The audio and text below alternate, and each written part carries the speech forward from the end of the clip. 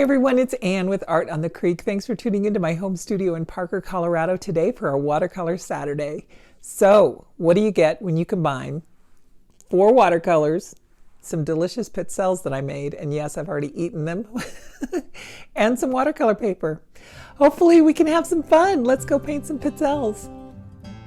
Before we continue though, please subscribe to Art on the Creek if you haven't done so already by clicking on that subscribe button, and turn on that notification bell too so that you'll always know when I launch a new tutorial or a product review. Of course, if you do enjoy content like this, make sure that you give it a like, leave a comment, or share it with your friends. If you'd really like to take your art skills to the next level, I would encourage you to consider a membership with Art on the Creek. When you're a member or patron of my channel, your membership includes an extensive library of tutorials covering drawings and paintings of a variety of subjects, not just beautiful Colorado, and also in many different art media. You'll have full and unlimited access to an ever-growing members library of tutorials and reviews, as well as the opportunity to receive guided feedback and critique from me. And also, you'll have direct input into which art technique or medium you'd like to learn more about as a member, as well as access to free art supplies. All of that and more is included in your membership, and it's all very conveniently right here on YouTube. There's a link in the description below that will go over all the membership details. But if you still have any questions, just ask me in the comments and I'll be sure to help you out. Now, let's move on to today's subject, shall we? So I don't know about your house, but even though it's January, we still have an awful lot of holiday baked goods to get through, and I make Pizzelles every year, and for some reason you just can't make a small batch. It just doesn't work. So we have a lot of Pizzelles to eat, and I have a new recipe that I use this year, and I will put it in the description for you in case you're interested. I got some more Aqua Elite paintbrushes. I love these things, you guys, and I wanted to get another set. I probably need more brushes, like I need a hole in the head, but I really am in love with these brushes. They are truly, in my mind right now, the perfect watercolor brush. So if you are in the market for a new watercolor brush, the Aqua Elite or the Neptune, and both brands are by Princeton. So let me tell you about the difference between the two. The Princeton Neptune is a imitation squirrel fiber, and the Aqua Elite is an imitation Kolinsky.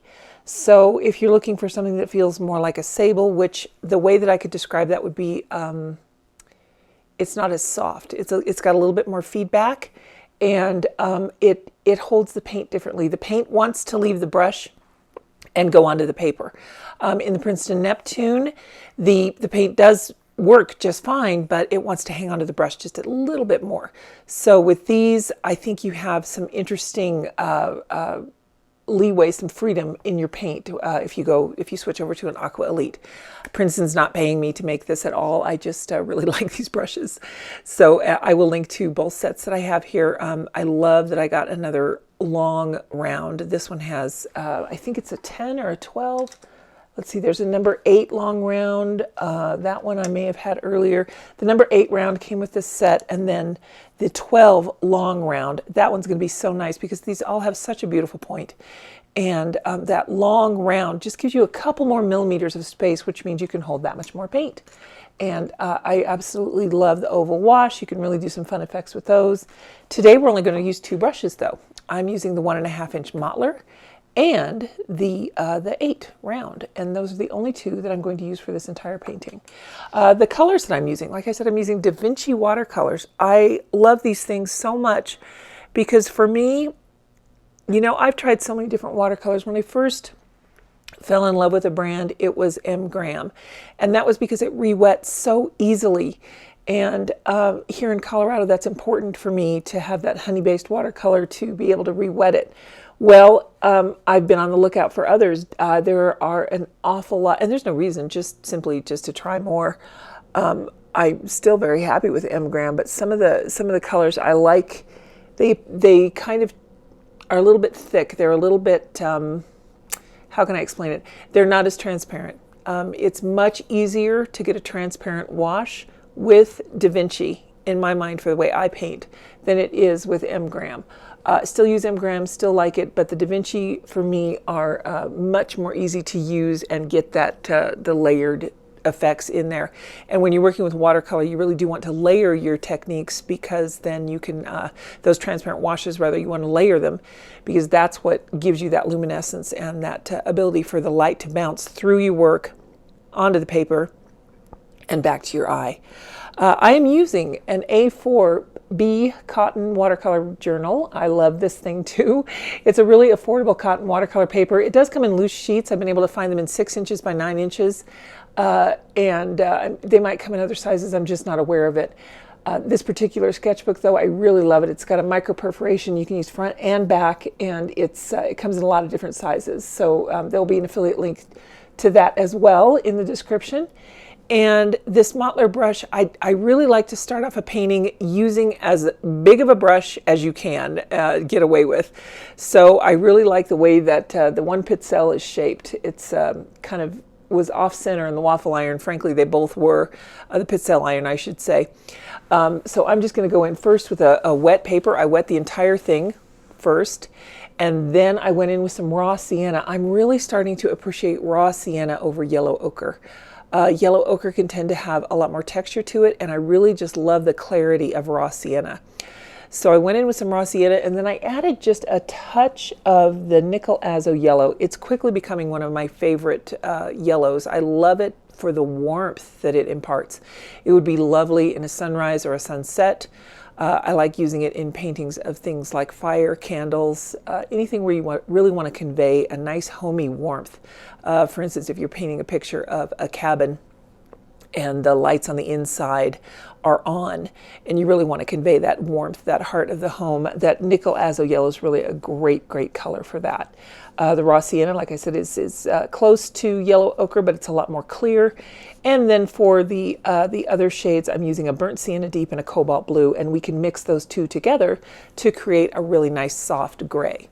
So what I've done is gone in with first of all, it was burnt sienna, raw sienna, and then the nickel azo yellow, and still with that Mottler brush, I'm just kind of establishing a little bit of a pattern on the Pizzelles, not quite the pattern that I'm going to keep, but I wanted to just get some wet and wet texture going there.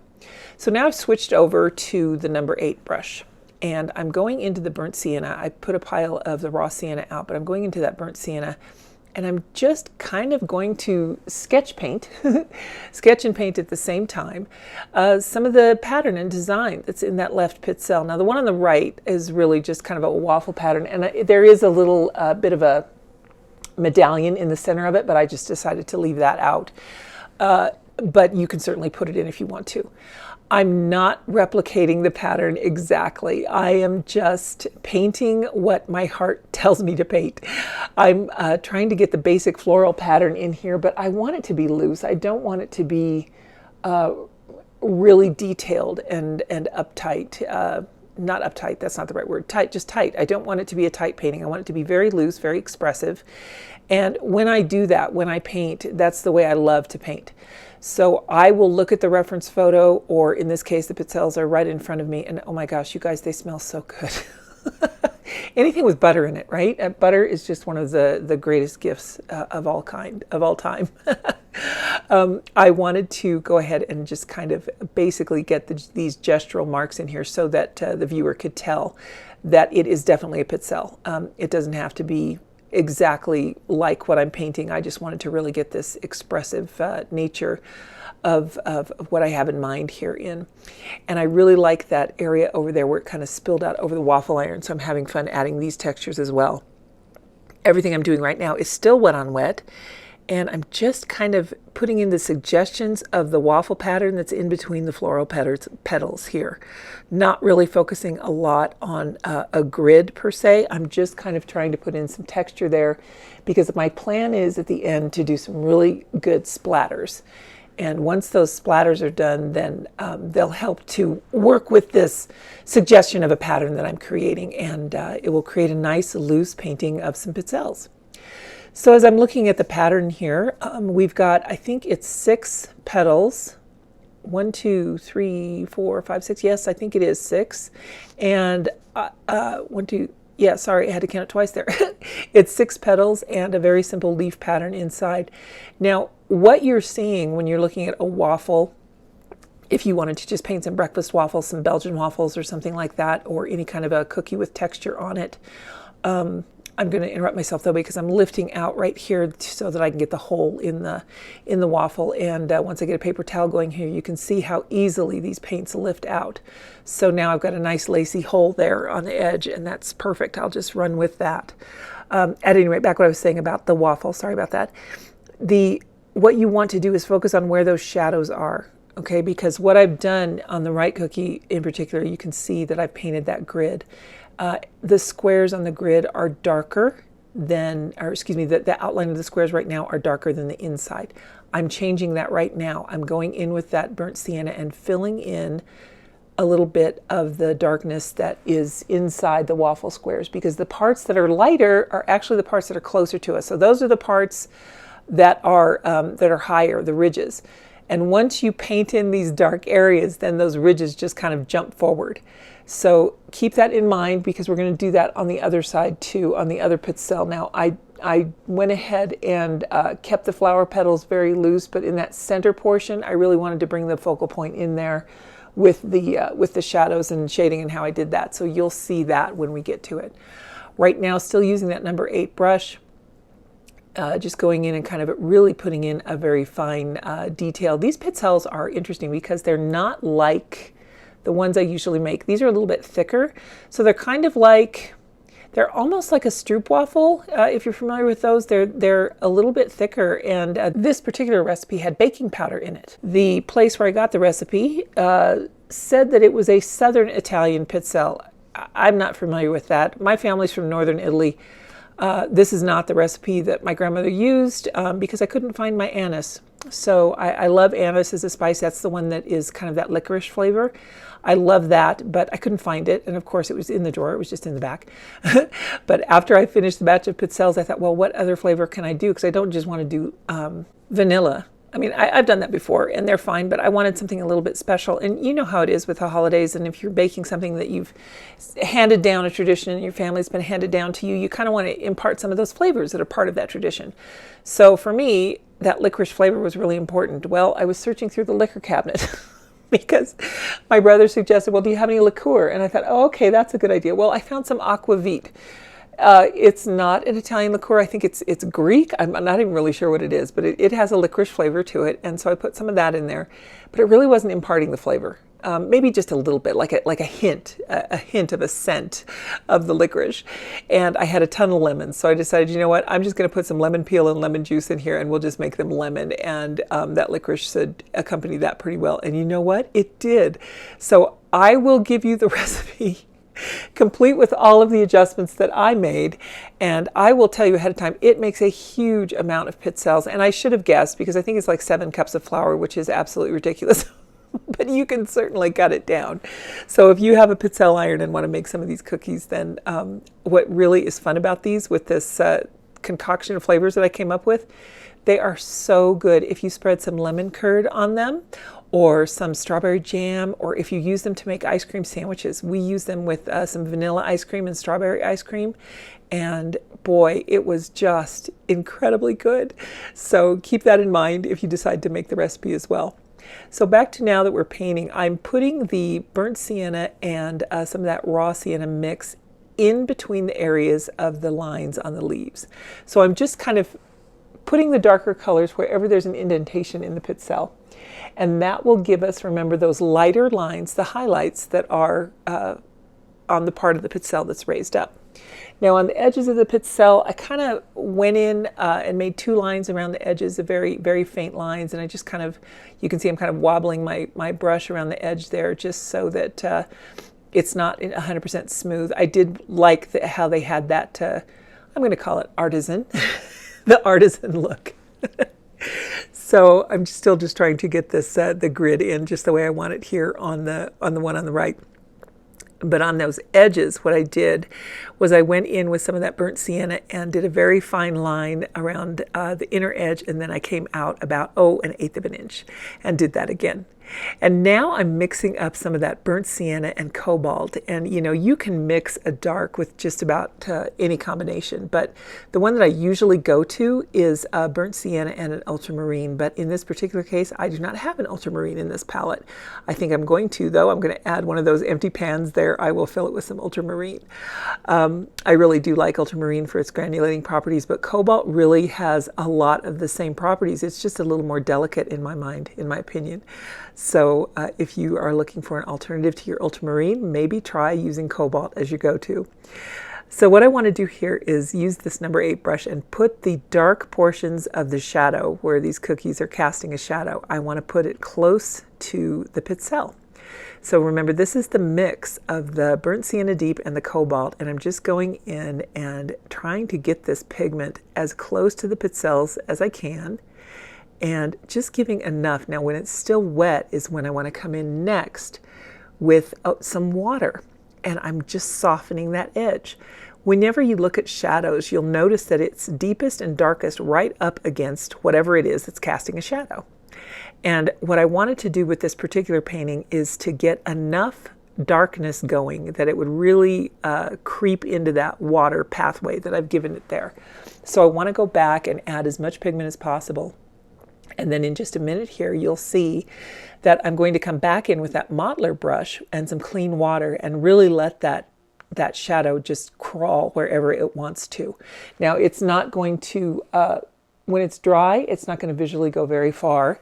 But in fact, it really doesn't surpass this boundary here much at all. But when you do go in with that modeler brush and the clean water, you will see that the paint does in fact continue to flow.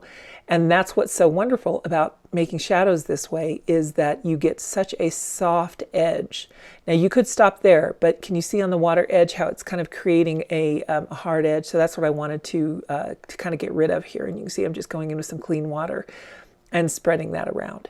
I do have my book propped up on a little cup there. You can see it's about 3 inches tall. So it's just enough to give it a slant to let that paint run and let gravity work for me.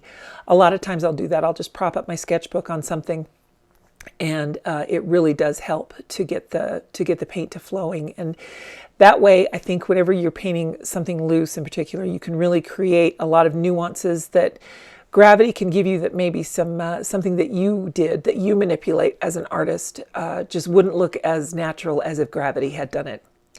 So now I need to create the shadow that's cast from the right cookie on top of the left cookie.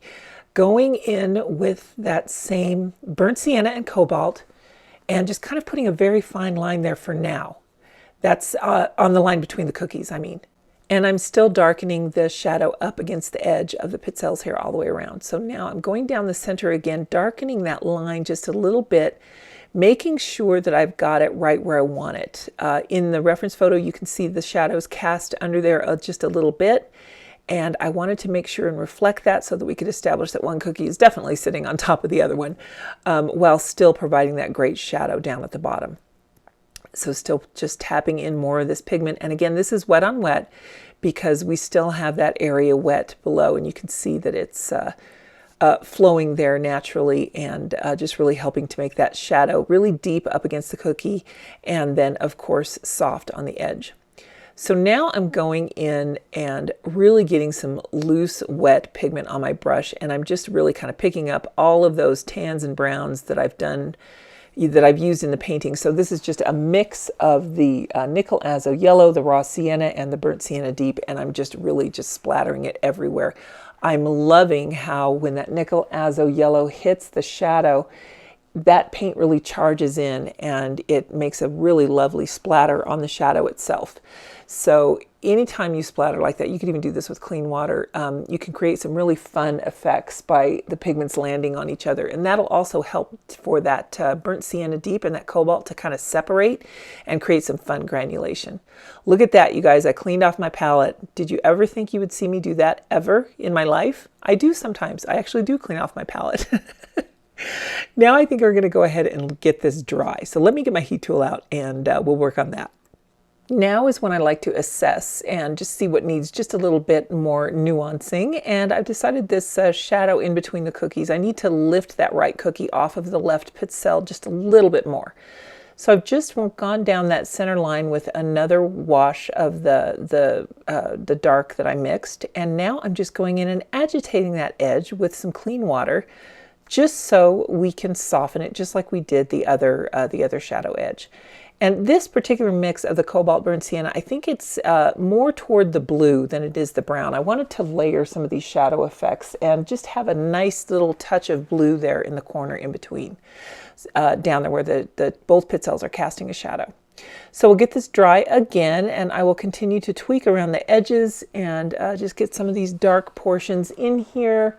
I think I'm just kind of trying to decide where any super dark marks from the Pizzelle iron or some of the edges need some more definition. So I'm just going to kind of go around the cookie and clean that up in that way. Now that I have my darkest darks established, I'm really deciding that I don't like the waffle pattern on this cookie on the right as much. I feel like it needs a little bit of zhuzhing. So what I'm going to do is, rather than go in wet on dry, and that's going to give me a good crisp line, I'm going to get the entire Pizzelle wet again. This you can do with clean water and a light touch. And what it will do is leave everything intact, and then you can go in with some wet on wet techniques, which is exactly what I'm doing. I'm just redefining those shadows on the borders of the squares.